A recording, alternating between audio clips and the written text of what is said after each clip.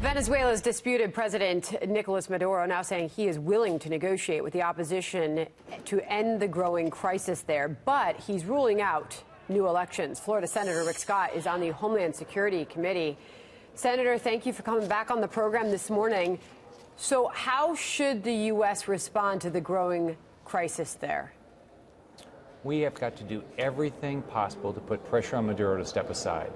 I've been speaking to the president about this. I talked to the interim president, Juan Guaido, this week, met with Venezuelan leaders down in Miami this week.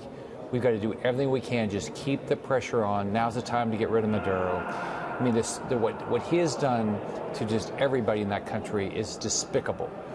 You know, these Democrats talk about socialism. That's exactly what Maduro's done, and it's been horrible for parents wanting to have a child, not worried whether they're going to have food or medicine.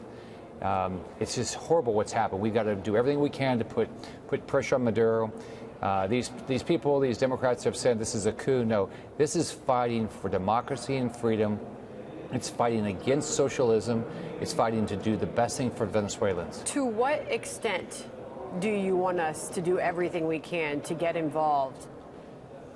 I think we got to put everything on the table. Which includes what, Senator?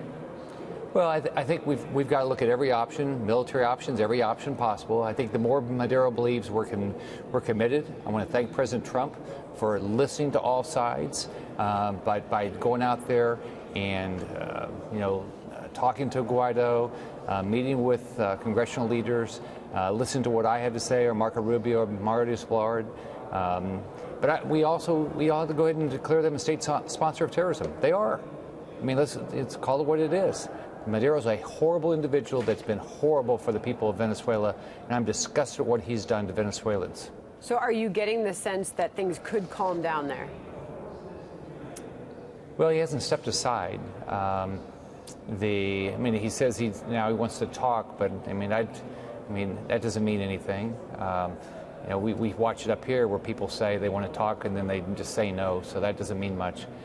So I think we just have to keep pressure on. Got it. Every second. And the opposition leader said on FBN last night in an interview, democracy for the region is crucial, and this is very clear to President Trump, Guaido said. So let's move on to other growing threats, worldwide threats. We know that there was a big briefing on that this week, where it appears that the president is in disagreement with our intelligence committee, particularly when it comes to Iran, also North Korea. The president took the opportunity to sort of slam the intel community with this tweet.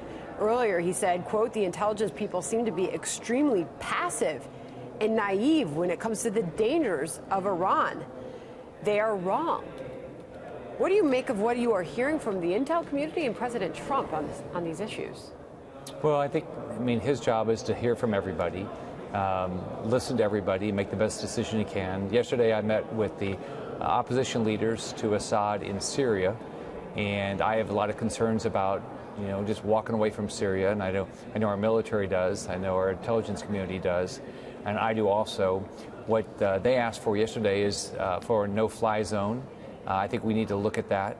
But we've got to listen to everybody, and then, of course, his responsibility is to make the best decision possible after he gets input from everybody.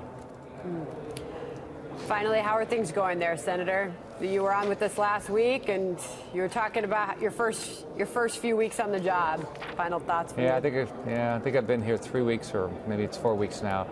It's an interesting place. There's a lot of good people up here, but there are also a lot of people that just say something and do just the opposite. It's a big job. Senator, we appreciate you coming on the program. Please come back soon.